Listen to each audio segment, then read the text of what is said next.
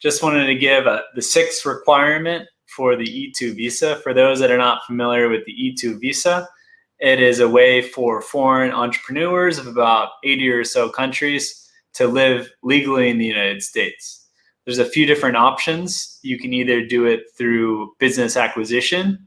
You could essentially buy an existing business.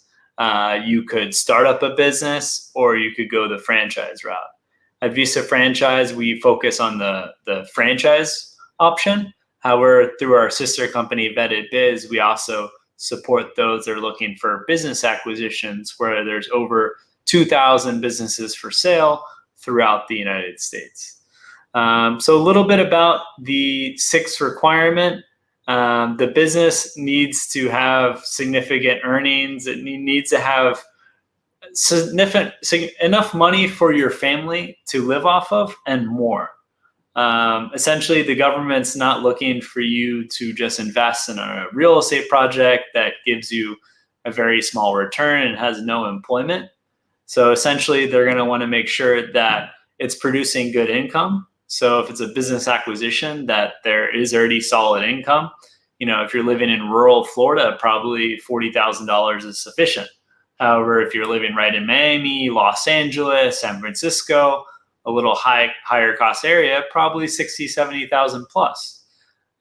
If you're not at that figure, say you're living in Los Angeles and the business is only making 60K or 70,000, or you've been impacted by COVID, or it's a franchise and it's going to take time to scale to that number, the U.S. consulate officer most likely is going to want to see that the business is having a positive impact on in your local community.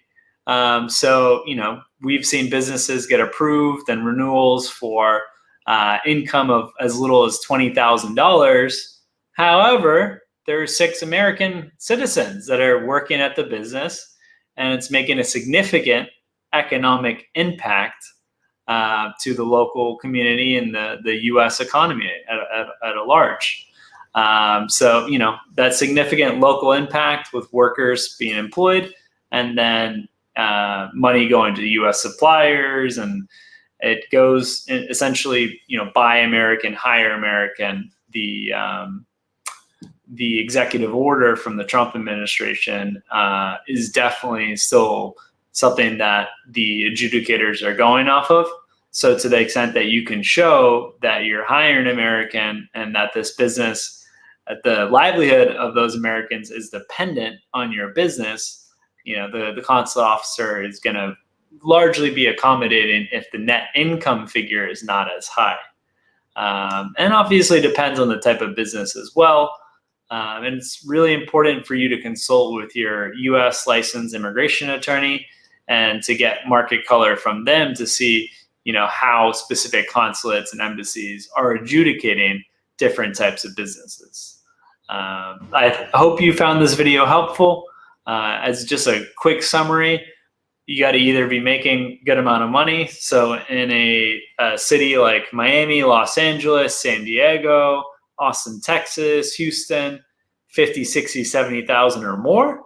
And if you're not at that number, then you have to work with your immigration attorney, business plan writer to construct how there's a significant impact on the local economy as well as the U.S. economy of your business, and really detail how there's many Americans that are dependent on your business being around, and you being the E2 visa investor that's overseeing this business and probably painting that picture on how you're going to increase the net income.